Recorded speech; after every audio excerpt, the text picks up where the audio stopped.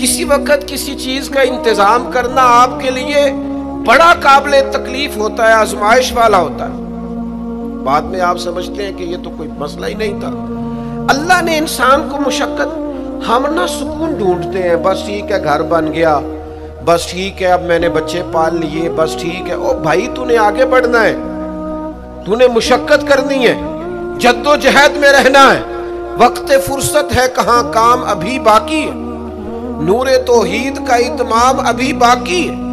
یاد رکھیں اگر آج جوانی ہے تو بڑھاپا آئے گا، آج اگر صحت بالکل ٹھیک ہے تو آہستہ آہستہ خدا نخواستہ قوا اور اعصاب کمزور ہونے لگتے ہیں۔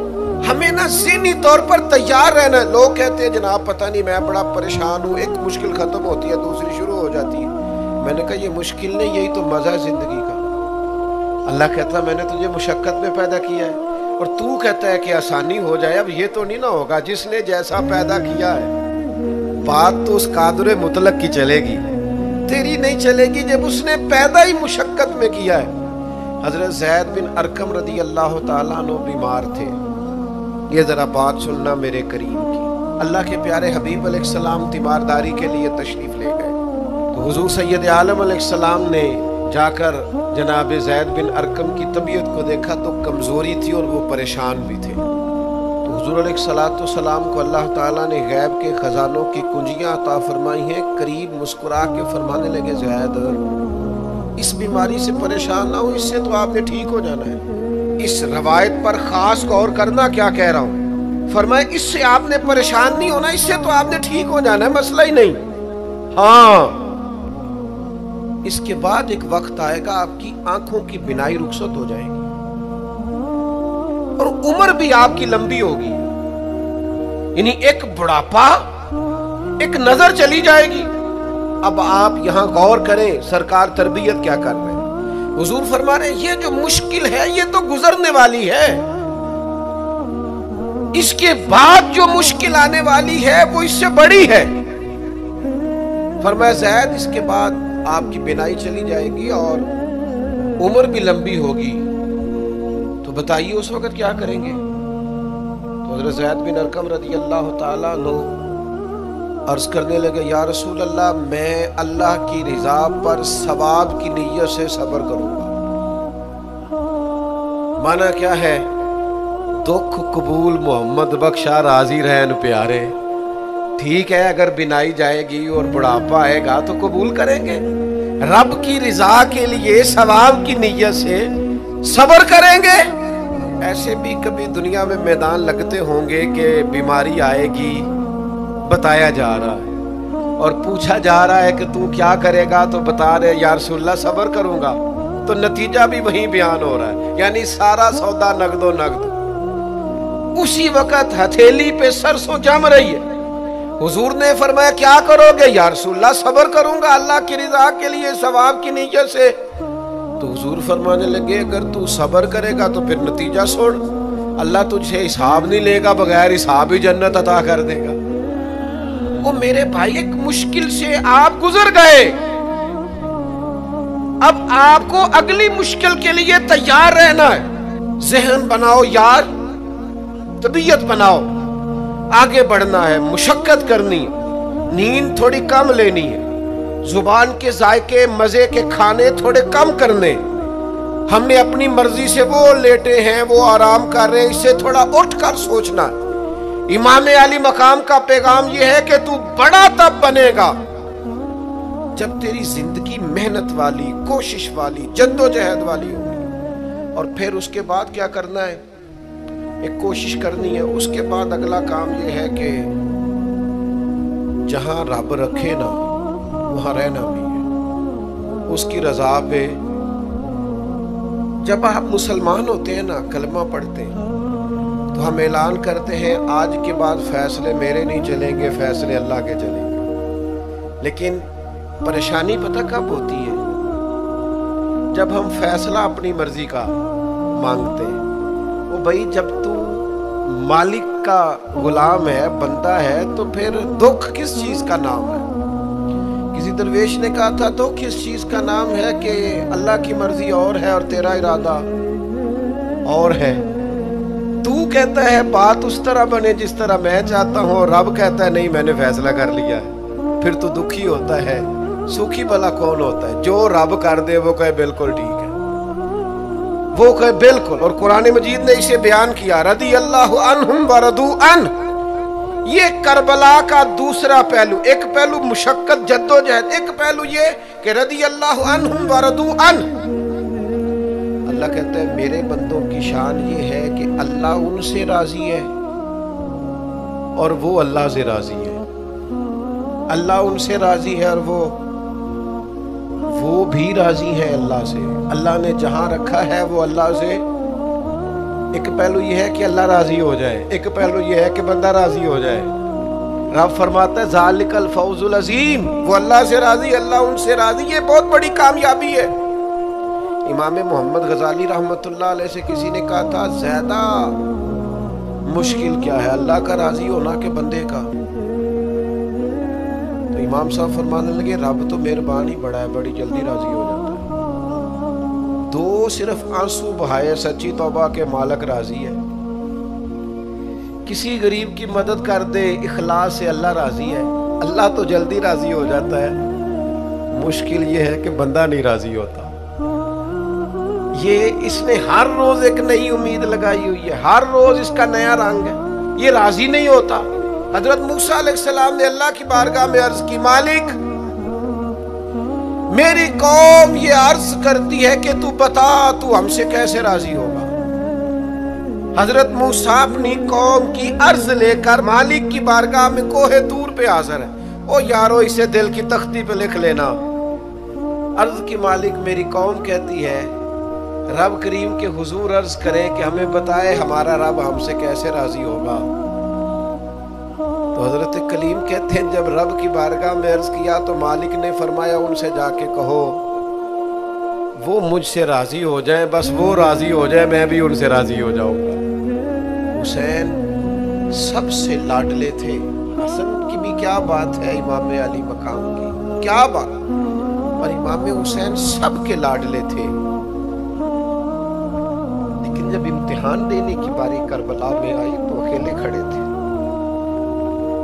نہ پشت پر نانا، نہ ہاتھ میں شیر خدا کی انگلی، نہ پلٹ کے جا کے ماں کے پلو میں چھپنے کا موقع، نہ حسن موجود ہے کہ بڑے بھائی سے مشورہ لے لیا جائے، کوئی نہیں۔ یہ کون ہے اٹا ہوا غبار میں اٹا ہوا؟ یہ نبی کا نور عین ہے، یہ بالیقین حسین ہے اکیلے، اور باقی جتنے تھے وہ سارے چھوٹے تھے۔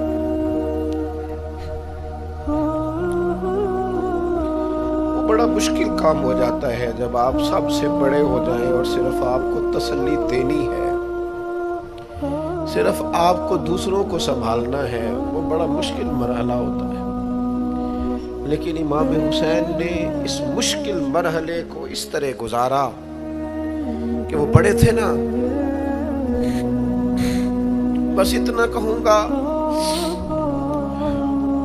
کہ حسین وہاں پر شکر کرتے تھے جہاں پر صبر مشکل تھا، وہاں پر شکر کرتے تھے جہاں پر صبر مشکل تھا، جہاں صبر مشکل سے ہوتا ہے وہ وہاں گردن جھکا کے کہتے تھے آمنا وصدقنا، ٹھیک ہے دکھ قبول محمد بخشا، بس راضی رہن پیارے۔ آپ اس بات کو یاد رکھیں اور اس کو اچھی طرح سمجھ لیں کہ آپ جب تک مزاج مشقت کا نہیں بناتے، ایک کے بعد دوسری، دوسری کے بعد تیسری، تیسری کے بعد چوتھی مشقتیں راہ دیکھ رہے ہیں، اور جو مشقتوں کے عادی نہیں وہ پھر پچھلی صفوں میں ہے، جو مشقتوں کے عادی نہیں وہ پھر کسی صورت بھی نہ نام بنا سکتے ہیں نہ کام کر سکتے ہیں۔ جس کو آرام کرنا ہے، جس کو سکون سے سونا ہے، وہ منزل نہیں پا سکتا۔ آپ کو آگے بڑھنا ہے، آپ کو جد و جہد کرنی ہے، آپ کو کوشش کرنی ہے، آپ کو باہمت رہنا ہے۔ حضرت سیدنا عبداللہ ابن عمر رضی اللہ تعالیٰ عنہ کا صاحبزادہ بڑا سخت علیل ہو گیا. بچے بیمار ہو جائے تو تکلیف بڑی ہوتی ہے انسان کی طبیعت کو. حضرت عبداللہ ابن عمر کے بیٹے بڑے سخت علیل ہو گئے. جناب عبداللہ ابن عمر بڑے پریشان ہیں، کبھی ادھر جاتے ہیں کبھی ادھر جاتے ہیں اس حکیم کے پاس، اس طبیب سخت پریشان. آپ کے دوست احباب دیکھتے کہ حضرت عبداللہ ابن عمر بڑے سخت آزمائش میں، بیٹے کا انتقال ہو گیا، صحت نہ ہو سکی، اللہ کا حکم آ گیا. اب یہ جو انتقال ہے یہ ظاہر ہے بیماری سے زیادہ مشکل کام ہے، بیٹا چلا ہی گیا ہے. لیکن وہ لوگ کہتے ہیں جب ہم بعد میں تعزیت کرنے کے لیے گئے تو جناب عبداللہ ابن عمر کو بڑا مطمئن دیکھا. تو ہم نے عرض کی کہ حضور اس وقت تو صرف بیمار تھا، آپ زیادہ تسلی میں نہیں تھے، اور اب آپ بڑے تسلی میں محسوس ہوتے، وجہ؟ تو فرمانے لگے جب تک میری ذمہ داری تھا نا میں پریشان تھا، اب خدا کے کرم اور رحمت کی جگہ پہ چلا گیا، اللہ کا فیصلہ آ گیا ہے، اور میں سمجھا ہوں کہ میرا رب اسے اپنی بارگاہ میں بلانا چاہتا ہے، لہذا میں پورے طور پر مطمئن.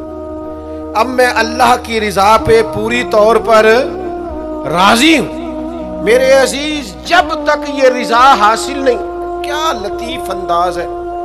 وہ ہمارے ایک بڑے زبردست رائٹر تھے صاحبزادہ خورشید احمد گیلانی مرحوم، ان کا ایک مضمون چھپا ایک دفعہ، امت کا پہلا صوفی. تو وہ ٹائٹل دیکھ کر مجھے بڑی تجسس ہوا کہ کس کو، چونکہ ہم صوفیاء کی جماعت ہے، کس بزرگ کا تذکرہ کیا انہوں نے، امت کا سب سے پہلا صوفی. تو جب مضمون کھولا تو امت کا سب سے پہلا صوفی انہوں نے جناب صدیق اکبر کو قرار دیا. فرمایا یہ پہلے درویش ہے اس امت کے، حضرت ابو بکر صدیق. حضرت ابو بکر صدیق علیل ہو گئے، بیمار ہو گئے. تو یہ دیکھیے ذرا ان کا انداز تصوف. یار دوست پتہ لینے گئے تو ایک روٹین ہوتی ہے نا، جب لوگ تیمارداری کرنے جاتے ہیں تو کہتے ہیں کسی ڈاکٹر کو دکھایا ہے. سب لوگ آپ کے گرد بیٹھے ہیں تو کہنے لگے ابو بکر طبیب کو دکھایا ہے؟ فرمانے لگے ہاں طبیب دیکھ گیا ہے، اور طبیب دیکھتا رہتا ہے. تو کہا پھر طبیب نے کیا کہا ہے؟ کہنے لگے طبیب نے کہا فعال لما یرید. طبیب نے کہا ہے بھئی جو میں چاہتا ہوں نا وہ میں کر دیا کرتا ہوں، جو میرا ارادہ ہوتا ہے پھر وہ میں کر دیتا ہوں. وہ طبیب مجھے کہہ گیا ہے، لہذا جو اس کا ارادہ ہونا ہے اس نے. اب وہ جو ارد گرد بیٹھے تھے وہ بھی تو صحابہ تھے نا، اس باریک بات کو فوراً سمجھ گئے. کہنے لگے اللہ تجھے جزا عطا کرے. او یارو، تھوڑے دن اگر سکھ سے جینا چاہتے ہو تو ایک ہی علاج ہے، ایک ہی، مالک کی رضا میں راضی رہو. نہ سمجھ آئے تو پھر کربلا والے امام حسین کی طرف دیکھنا. وہ نانا کے کندھوں پہ تھے پھر بھی بڑے خوش تھے، وہ ماں کی گود میں تھے پھر بھی بڑے خوش تھے، شیر خدا کی باہوں میں تھے پھر بھی بڑے خوش تھے، حسن کے ساتھ سفر حج پہ تو بھی بڑے راضی تھے. اور جس دن رجب کے مہینے میں مدینہ چھوڑ رہے تھے تو اس دن بھی کہہ رہے تھے مالک میں تیری رضا میں راضی ہوں. اور حسین ابن علی رضی اللہ تعالیٰ عنہ نے ہمیں یہ معیار دیا ہے، جس دن شبیہ مصطفیٰ علی اکبر ان کے گھر میں پیدا ہوئے تھے، حسین اس دن بھی بڑے راضی تھے. اور جب اللہ اکبر کہہ کے زخم کھا کے جناب علی اکبر گھوڑے سے زمین پر تشریف لائے تھے اور جوان بیٹے کو سہارا دے کر انہیں اٹھانا پڑے تھا، حسین اس دن بھی رب کی رضا پہ بڑے راضی تھے. اور جب چھوٹا سا بیٹا ان کی گود میں اس کی سانسیں اکھڑ رہی تھیں تو امام علی مقام اس وقت بھی اپنے رب کی رضا پہ بڑے ہی راضی تھے. حد ہو گئی. جس گلے کو محبوب چومتے تھے اس وقت بھی حسین راضی تھے، اور جب اسی گلے پہ خنجر چل رہے تھے امام علی مقام نے یہ نہیں کہا کہ مالک میرا اتنا امتحان. آخر میرے مسئلے کب حل ہوں گے، میری مشکلات کب حل ہوں گی، آخر کس وقت، یہ نہیں فرمایا، بلکہ یہ سارا کچھ سہ کے دونوں ہاتھ زمین پہ بچھا کے سجدہ شکر ادا کر کے کہا مالک جہاں تو رکھے حسین وہاں راضی ہے۔ اتنا شکوہ ہے ہماری زندگی، آپ یقین کریں ان باتوں کی بھی دوست دعا کرانے آ جاتے ہیں جہاں دل کرتا ہے کہ انہیں سمجھائیں کہ یار نہ کہیں تو ٹھہرنا اپنے رب کی رضا پہ۔ یار دیکھو چھوٹی بات نہیں، حضرت انس بن مالک کہتے ہیں 10 سال میں نے نبی پاک کے گھر میں نوکری کی ہے، 10 سال، 1 سال کے بعد لوگ اکتا جاتے ہیں، سارا پتہ چل جاتا ہے، اس کے بعد وہ چاہتے نہیں رہتی، بندہ پرانا ہو جاتا ہے، اکرام احترام اللہ ماشاءاللہ وہ نہیں رہتا۔ فرماتے ہیں 10 سال حضور کے گھر میں نوکری کی، پورے 10 سال، ایک دفعہ بھی رسول پاک نے اف نہیں کہا۔ فرماتے ہیں ایسا نہیں کہ کبھی کوئی ایسی بات نہیں ہوئی جس سے حضور ناراض ہو، کئی دفعہ ایسے موقع آئے، حضور نے کسی کام سے بھیجا، میں جا کے بچوں کے ساتھ کھیلنے لگا، محبوب آئے، میں ڈر گیا، لیکن حضور نے کچھ بھی نہیں کہا، مسکرا کے فرمایا تمہیں کام بھیجا تھا کر کے کیوں نہیں آئے؟ او یار آپ ٹھہرے تو صحیح، استقامت تو ہو، ذرا سی بات پہ بلبلا اٹھنا، تڑپ جانا، ہر چیز سے الجھ جانا، یہ بندہ مومن کی شان نہیں۔ طاقتور زندگی گزارو، طاقتور، ایک تو یہ کہ مشقت کرنی ہے، دوسرا اللہ کی رضا پہ راضی رہنا، اور تیسری بات یہ سوچیں کبھی ذاتی قسم کی نہیں بنانی، سوچیں ملی قسم کی، قومی آفاقی سوچیں۔ اتنے دوست ہماری خانقاہ سے وابستہ ہیں، یہاں کسی آستانے سے وابستہ ہیں، کچھ ہمارے پاس مدرسے میں پڑھتے ہیں، کہیں بھی آپ پڑھتے ہیں۔ آپ کی سوچیں جب تک ملی اور قومی نہیں ہوتی، آپ بہت زیادہ بھی باصلاحیت ہیں تو آپ کوئی کردار نہیں ادا کر سکتے۔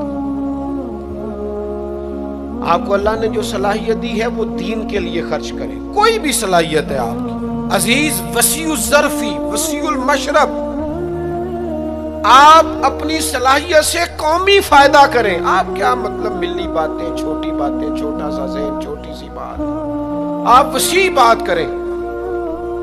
امام بخاری لکھ گئے،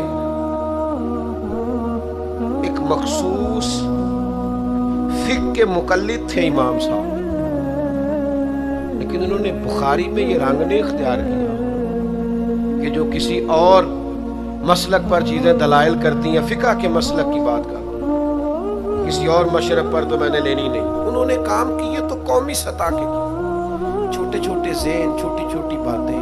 ہمارا ہی مدرسہ نہیں، دنیا میں مدرسے، ہماری خانقاہ نہیں، دنیا میں خانقاہیں۔ ہم اگر ایک دوسرے سے لوگوں کو توڑنے لگیں گے تو ملی کام نہیں ہوگا۔ ہم گھر نہیں بنانا چاہتے، ہم رسول اللہ کا دین تعمیر کرنا چاہتے ہیں، دین اس امت کے اندر لانا چاہتے ہیں، نافذ کرنا چاہتے ہیں۔ تو ہم تو تھوڑے سے لوگ ہیں کام کرنے والے جو پوری دنیا میں کام کر رہے ہیں، کہیں بھی کوئی کام کر رہا ہے۔ ہم نبی پاک کا دین لانا چاہتے ہیں تو ہم تو ہر ایک کو سپورٹ کرتے ہیں، جو تھوڑا سا بھی کام کر رہا ہے اسے سپورٹ کرتے ہیں۔ میری آپ سے گزارش ہے، جس کاز کے لیے امام حسین نے جان دی تھی نا، اس کاز پر کام کرنے کی ضرورت ہے۔ اب کیا کرنے کی ضرورت ہے؟ اب وہ پیغام جو امام علی مقام کا پیغام، دین کے لیے کام کریں، بے حیائی کے خلاف، عریانی کے خلاف، بے دین قوتوں کے خلاف۔ لوگوں کو سکون ملے گا، انہیں قائل کریں کہ سکون تمہیں نماز میں ملے گا، عبادت میں ملے گا، دیانتداری میں سکون ہے، قناعت میں سکون ہے، عزت نفس اور خودداری میں جو تمہارے لیے اللہ نے رکھا ہے اس میں سکون ہے۔ لوٹ کے کھاؤ گے تو سکون نہیں ملے گا۔ میرے بھائی، اس سارے پیغام کو عام کرنے کی ضرورت ہے، پھیل جائیں دنیا میں، اور جس طرح اپنے حق میں لوگوں کو قائل کرتے ہو نا، کو مجبوری بن جائے، اس طرح لوگوں کو دین کے حق میں قائل کریں۔ मिन्नत करके बेनमाजी को नमाजी करे, मिन्नत करके जो दीन से दूर है उसे दीन के करीब करे। आप कोशिश करें कि फरोगे दीन हो, जहां मस्जिद नहीं तामीर मस्जिद में किरदार अदा कर। अपने लहजों से हर थकावट उतार के आगे बढ़ो, मिली कौमी सोचें पैदा करो। हमने इस वतन को भी तामीर करना है, दीन के लिए